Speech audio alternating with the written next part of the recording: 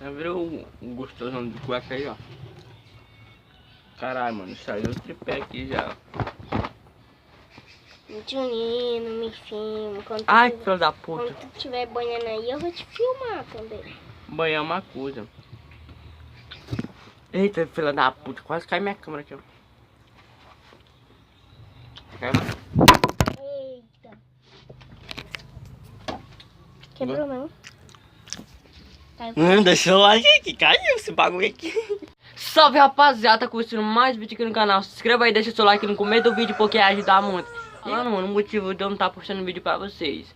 O motivo de eu não estar postando vídeo pra vocês é porque aqui, mano, aqui não tem como o cara pensar em um roteiro, mano. Porque aqui é vários barulhos, mano. E minha avó é um tipo de pessoa estressada, mano. E agora mesmo minha avó tá lavando roupa ali.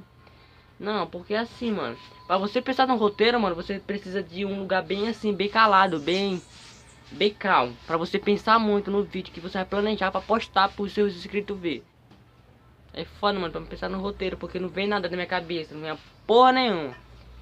Parece que o meu cérebro, aí agora sim eu falei certo, ó. Meu cérebro é branco, mano, vem tudo branco no meu cérebro, porque eu não consigo não, mano, não sei falar nada, mano.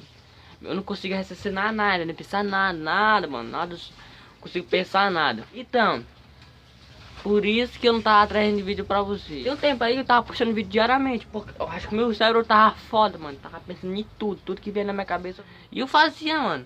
Aí foi um dia que eu me adoeci, mano, que me deu uma tristeza, porque os inscritos não se esquecem de deixar o like. Mas se você deixar o like, vai me ajudar muito. Então faça essa fé, deixa o seu like, porque vai me incentivar muito a trazer vídeo pra vocês. Se você quiser todo dia, deixa o seu like. E se você não quiser, o problema é de vocês, né? Não tenho culpa, né? Então é isso, eu tenho que avisar isso, o motivo de eu não estar postando vídeo. Ah, gente, tá fazendo isso só pra ganhar like.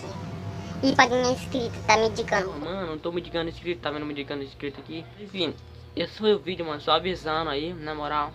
E também eu quero avisar os inscritos aí que eu vou estar com um novo quadro aí, que é o Juninho Olive, que eu vou estar voltando de novo aí, que eu vou estar respondendo os meus inscritos, que é o Oliver Responde 3 agora. Então faça sua pergunta aí embaixo dos comentários aqui embaixo, na descrição.